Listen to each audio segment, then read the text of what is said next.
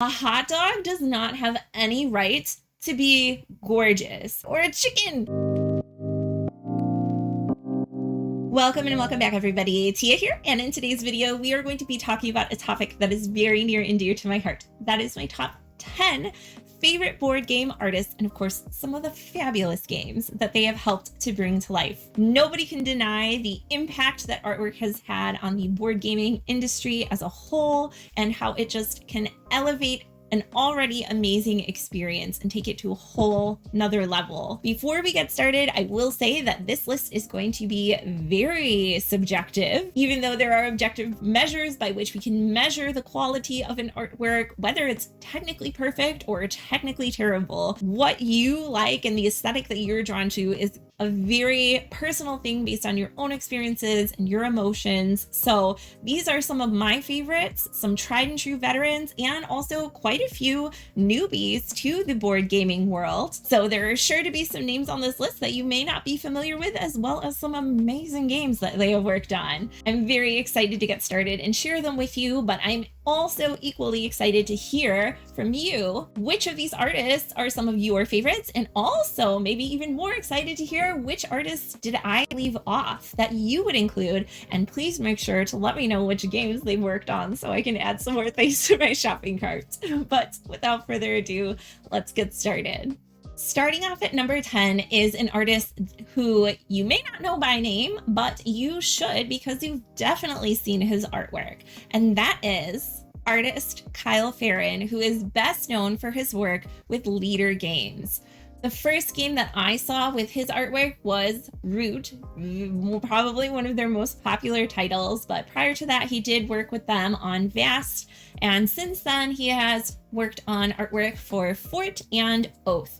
Another game that I found that had his artwork is a micro game called Crazy Cat Lady, which I ordered on the Game Crafter. And of these 5, 2 of my personal favorites are Root and Fort. Fort is a great little deck builder. If you're into that, it's very straight to the point, not bloated at all. And the theme comes through so amazingly with the mechanics of the cards as well as the artwork.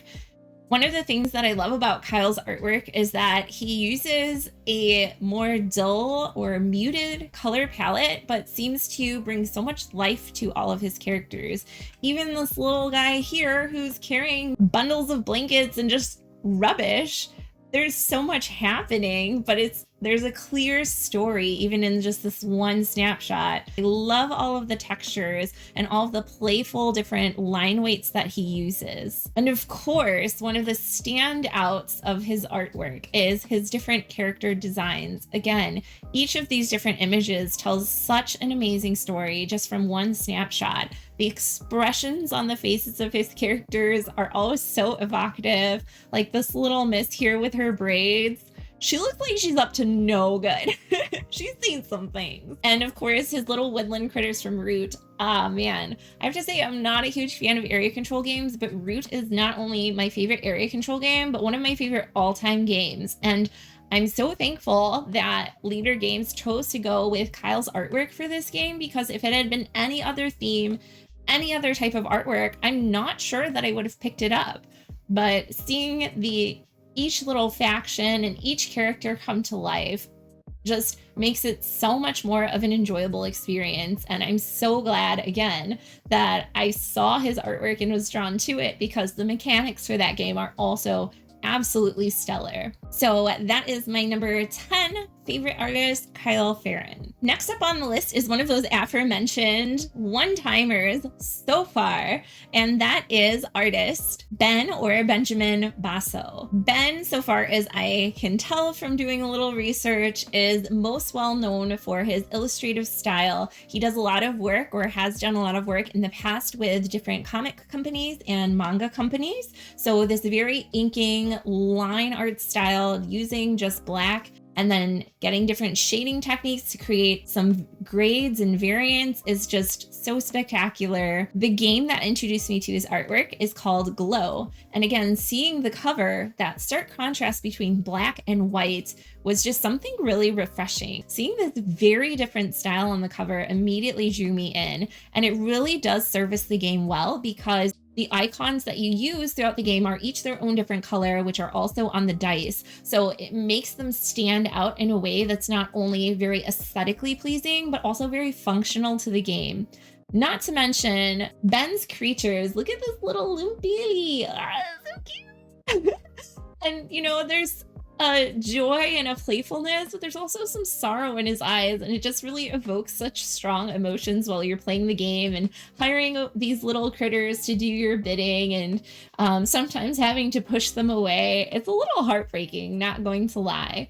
But this game was really exciting, and again, it's one that I might not have picked up just based on the mechanics and theming of the game. It is a little bit lighter than I typically have in my collection, but with this illustrative style and with these amazing characters that Ben has brought to life, I can't help but love it. So my fingers are crossed that he will be working on more games coming up in the future. So that is my 9th pick, Ben Basso. Next up is another one-timer so far, and that is artist Stephanie Bolin. She is currently the art lead at Mediatonic and Epic Games, so I am not sure how much commission work she's taking right now. Actually, she says she's not taking any, but my fingers are crossed for the future of board gaming that she does end up taking more commissions in the future. The game that introduced me to her art, or well, actually probably the other way around, the game I was introduced to through her art is called Adventure Mart, and this is a deck building game kind of similar to the style of Bargain Quest or Boss Monster, where you're trying to attract certain travelers with the wares that you have in your shop. And immediately when I saw the cover, it was so vibrant, so inviting. The little chibi-esque characters just really spoke to me. I thought, this is for me. Then I looked into the gameplay and found out it was a deck builder, and I saw this particular card, the Ether Slushy Machine. I lost my goddamn mind. I was like, oh, I need this game. Also, look at that bento box. Like, you cannot tell me that that makes you hungry. It's like one of those things, though, when you get food that's so cute, you like don't want to eat it because then you like feel a little guilty. Ugh. But yeah, obviously it's card art, so you don't have to eat it. So it's perfect. Her characters also in the game and just her other artworks are so freaking adorable. I can't even stand it. And the way that she brings new life to some very iconic characters, even just a little goblin, a cat, a Pokemon, and just reinventing them with these new shapes and these new combinations of ideas is just so amazing.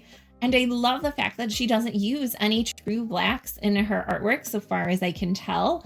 Even the outlines of her characters follow along with the lighting that she uses. And the lighting that she uses in her scenes is amazing. Like, look at this little dude checking out the vending machine. There's so much life and story in that little moment. It feels like you're there. Even these little cubes up here on top, look, there's so much packed into just such a small space. And you can really tell that with every image, there's a story behind it. Not only that, but it's a warm and inviting story. It looks like a world that you would just feel so comfortable to be in. And although, again, she's only worked on one board game, Adventure Mart, of all of the board games that feature this chibi style art, this one speaks to me like head over heels in love with her characters. So I really do hope that Stephanie will take on more board game projects sometime in the future. We're getting a lot of these one-timers out of the way. My next board game artist on this list is karljamesmountford.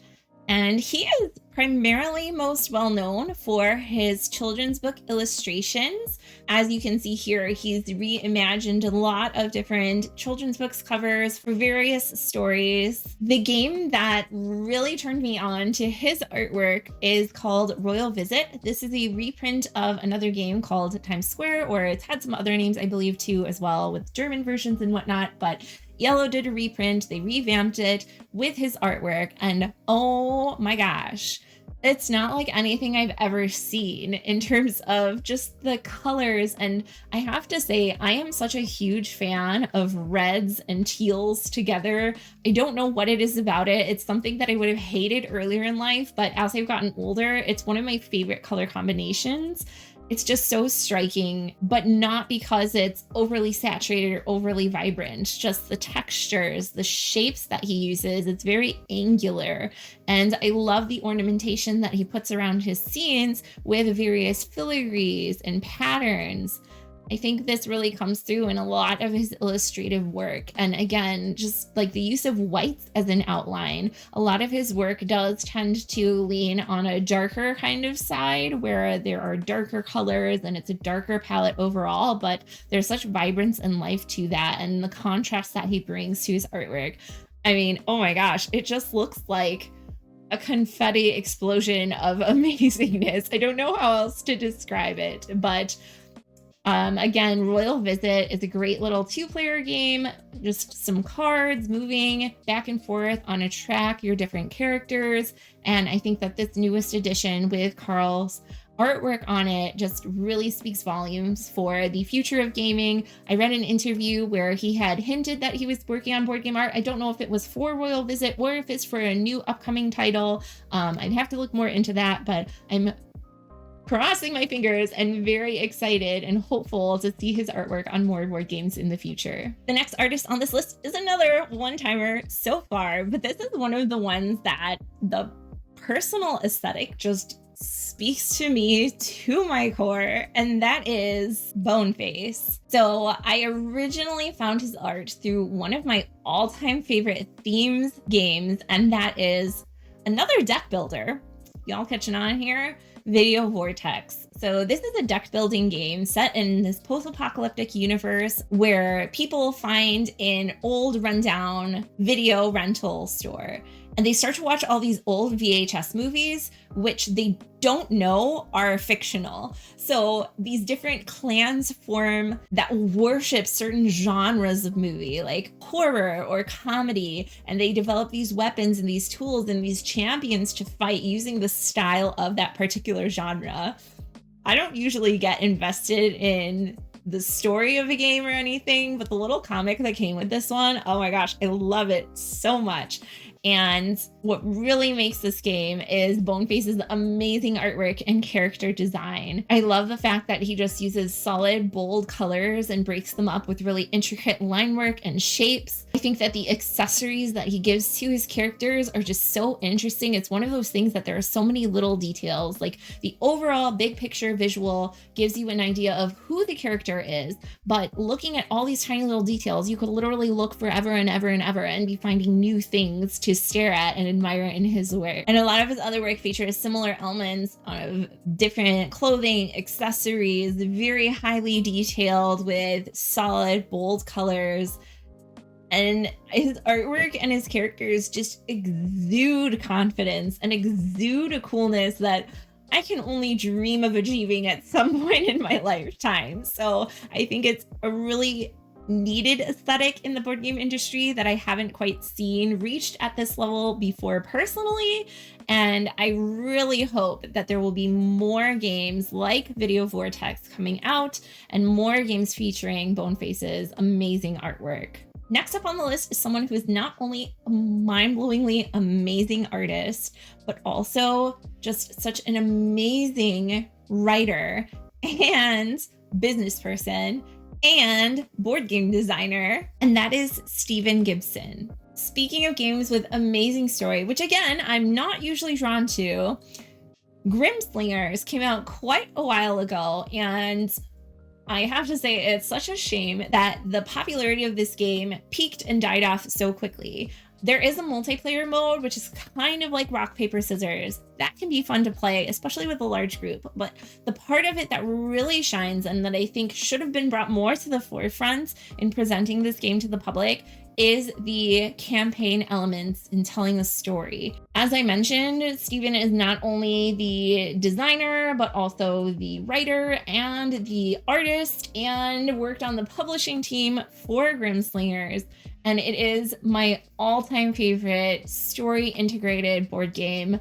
And I say all time, and I know that there are games that haven't come out yet that I may love even more, but in my mind, it's just like nothing will ever compare to the emotional journey that I went on while playing this game. And the characters, the world, it's so magical and so technically detailed. I know that there's a lot of technique that goes into more simplistic styles of arts. I don't deny that at all, but just looking at Steven's work from a layman's perspective, it is so technically impressive. I can't even imagine the steps that you would have to go through to be at this level of creation. It's mind-blowing. And again, the fact that he's not only a visual artist, but also a writer and a business person, like, it blows my mind. So freaking amazing. And again, whether it's a human character, some sort of magical alien thing, a tiny puppy Kipper, oh, it's so cute, or a chicken, Henrietta, like, do you ever know that a hen could look so freaking cool? Like, honestly, come on. I know that Steven has been working on another game that will be hopefully released or announced sometime soon that is similar to Grimslingers, and that it's going to be a story-based game with his amazing art. But I'm really looking forward to that next game coming out. So that is my next pick, artist Steven Gibson. Okay, now we're really getting down to it. So my next favorite board game artist is definitely a veteran in the board gaming industry as well as the art industry, and that is Webberson Santiago. He has worked on countless games. Some of my personal favorites, my most recently acquired Whirling Witchcraft, which I love, Rolling Ranch, which is just a little roll and write. It even comes with little stamps so you can make your farm, and The Bloody Inn, which if you haven't played it, it is such a fantastic card game. It's so tight, and the Carney's expansion, if you can find a copy and get a hold of it, is really awesome and unique. It's about running a murder hotel. That sums it up. One word comes to mind when looking at Webberson's art, and it's the word haunting. His works are so evocative and so beautiful. I love the shapes and the geometry that he uses. I love the fact that he plays around with proportions and makes things a little bit more abstract than some other artists may be willing to push themselves to go. I think his work is immediately recognizable, whether it's a darker character or even a nice, happy little Wizard of Oz. You can tell it has his signature on it with the colors that he chooses, the shapes, the textures, and just all of that. So there are many other games that he has worked on. Again, these are some of my personal favorites in terms of the artwork and the board game. But yeah, if you haven't checked out Webberson Santiago, you need to. And this is one of those artists that I always have an eye out for any time a new game is released with his artwork, because I know that means that the publishers and designers and whoever worked to produce the game really believe in the game and really want to put some quality artwork on what is more likely than not going to be a fantastic game. So that is my fourth pick, Webberson Santiago. Next on our list at number 3 is artist Nathalie Dambois. Her work has been featured on many newer titles of board games, the first of which that I was exposed to is the reprint of Michael Schott's Spirits of the Forest. This is a game that came out quite a few years ago, and then it had a reprint with Nathalie's art on it, and it's a game about set collection that again is a great little filler game, but I probably wouldn't have looked twice at it, although I do love Michael Schott. I probably wouldn't have looked twice at it if it didn't have this gorgeous little jackalope on the front cover with these beautiful leaves framing it. And since then, she's worked on other games like Inoka, Q10, The Spirits of the Forest, Moonlight expansion, which will be coming out soon, and Space Lunch, which is part of the Matchbox collection from Thundergriff Games. Nathalie's artwork is very whimsical, very ethereal, and even though she uses sometimes very dark jewel tones, sometimes more of a neutral palette, her work I think is just so distinct and recognizable with the forms that she uses and the way that she molds her characters and her landscapes. Looking at a few samples of her artwork, this one up here and then the hot dog down here from Space Lunch, like, a hot dog does not have any right to be gorgeous. However, I now know that hot dogs can be gorgeous, or just a tiny little mason jug of water lemonade beverage gorgeous. Like, who knew? I think she just brings so much magic to these images, and like just looking at them, I feel like I'm getting emotional because so much dimension to her drawings and so many cool angles and combinations of colors for different things that I never would have thought to put together. Again, as I'm looking, I'm noticing, yes, I am very attracted to teal, have I mentioned, but all of her work, whether it's landscapes, whether it's people, whether it's just food, I think is just so spectacular. And I know that she is working on some newer games that were going to be published as well. So I feel like she is going to be one of these artists that is here to stay in the board gaming industry for a while. And that is my third pick, Natalie Dubois. The next artist on this list is somebody who I discovered very early on into my board gaming journey. And she was really the first person who I just felt that the artwork was so amazingly, overwhelmingly beautiful that I had to look into who this person was. And that is artist ccinyee Chu. The game that I originally got with her artwork featured on it was Dragon Castle. It's a game that many of you may be familiar with. I've done a solo playthrough of it over here on my channel. I think it's a fantastic gateway game. Definitely probably up there as one of my top gateway games and or family games. The next game from hers that I purchased is called Harvest Island, which was a little hard to get hold of because at the time it was only published in Taiwan. And more recently, she's worked on one of the Matchbox Collection games as well, and that is 15 Days. ccinyee Chu features a lot of landscapes in her artwork as well as animals. Those are kind of two of the staples of her signature. And she uses such gorgeous palettes. The characters on the left side of your screen are ones that are featured in 15 Days, one of her newer ones. I love this watercolory aesthetic. The shapes and the flow of each different animal are just so mesmerizingly beautiful. And the textures that she uses are magical. It almost looks like stars or like a cosmos, or like there's an entire universe within these characters. The two characters over on in the center of the screen are from Harvest Island. One of my favorites, the little papaya ocelot. Oh, cute. I'm sorry, but again, like just animals and food, guys. That's where it's at. That's how you get to my heart. Just amazingly gorgeous. And again, the textures that she uses, I love how the seeds of the papaya float onto the spots of the ocelot and then like fall off as well.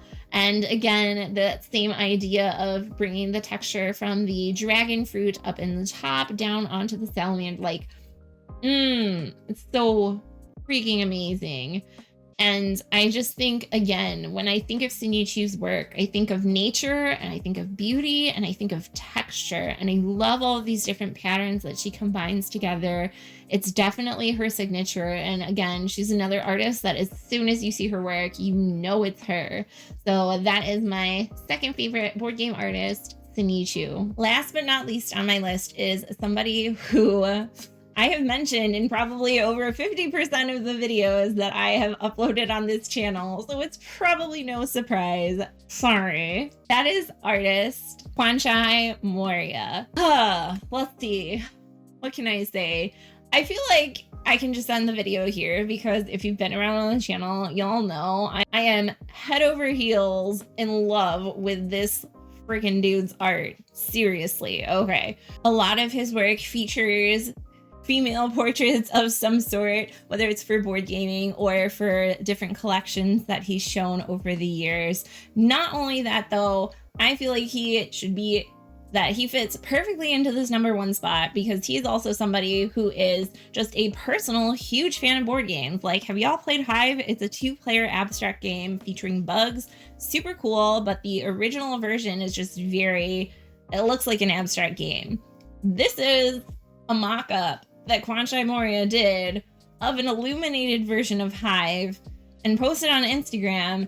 And to my knowledge, at that time, at least for sure, there was no plan. Like nobody held him at gunpoint. Nobody offered him money. He just loves Hive, so he made his own copy. Like, what? Stop. I mean, I hope this copy gets published with his artwork, because like I would buy it in an instant and then I would own multiple copies of Hive. And speaking of artistic signatures, kwanchaimoriya is no exception to that, except he absolutely is, because he has not just one, but two signature artistic styles. One of which is more cartoony and playful. The game that I first saw this in was Isle of Monsters, which is a really cute kind of rock, paper, scissors, family-friendly game. I also picked up Trash Pandas because A, the name Trash Pandas, B, the raccoons are so cute, and the card art is just so amazing. I love all of the buggy eyes of all of his characters that are on one hand very expressive, and on one hand scream dead inside. The game that features this artwork that is probably the most popular is the different Catacombs series, Catacombs Conquest, and all of those games. So if you're into dexterity games and looking for a fun time, you can definitely check out that line of games. They range from very heavy story-driven campaign in the original Catacombs all the way to a lighter abstract game, and or in the middle, a team game, depending on which one you get. The other art style that you kind of saw in some of his paintings is my favorite of the two, although I love both very dearly, and it is featured in some of my all-time favorite games. Cryptid is a really cool deduction game. They're also going to be coming out with like a new second version of Cryptid featuring kwanchaimoriya's art again, so it might be a good time to get in on that. In the Hall of a Mountain King, which is a little bit heavier, a little bit darker, but still has that very painterly style with lots of different colors layered on top of each other. He also did the artwork for Flip Ships, a design from King Clanko, which is one of my all-time favorite dexterity games, kind of like Space Invaders. Well, it was reprinted as Space Invaders, but not with kwanchaimoriya's art. But features your ships kind of fighting and shooting up at aliens that are coming down and descending. Curious Cargo, which is a great two-player game using pipes. It's kind of not a sequel to Pipeline, but in that universe of games. Dawn of Mankind, which is a really cool worker placement where you don't just place your worker on one spot and pull them off. They go down a track to fulfill different objectives and get you different resources. And of course, I don't know if you guys have heard of this game. It's kind of out there. I haven't really talked about it much, but Capital Lux and Capital Lux 2 Generations, anybody? All-time favorite board game, drafting game, card game, filler game, strategy game, you name it. And again, these are all such fantastic games to start with. Not to mention the aesthetics just bring it to a whole new level. kwanchaimoriya is the artist who, anytime there's a new game with his art, I do extensive research into whether or not I need to purchase the game, because again, I feel like it's just such a gold standard in the industry that if somebody is serious about getting their game out there and has a solid game and is willing to fork over the money to have this gorgeous artwork, I mean, you gotta know that they're invested in their game and want to see it through. So that is my number one favorite board game artist, kwanchaimoriya. So there you have it, my top 10 favorite board game artists. Let me know in the comments down below, like I said, if there are any people that I left off that you would personally include on your list, put them down there, as well as some of the games that they've worked on that I should check out. And while you're down there, if you haven't already, be sure to subscribe and click like on this video if you enjoyed it, because honestly, without these amazing artists who are not just willing, but passionate and happy to put their artwork on these amazing games, the industry would not be what it is today. And that's all the time we have for today. Thanks so much for joining me, and I'll see you next time. Bye.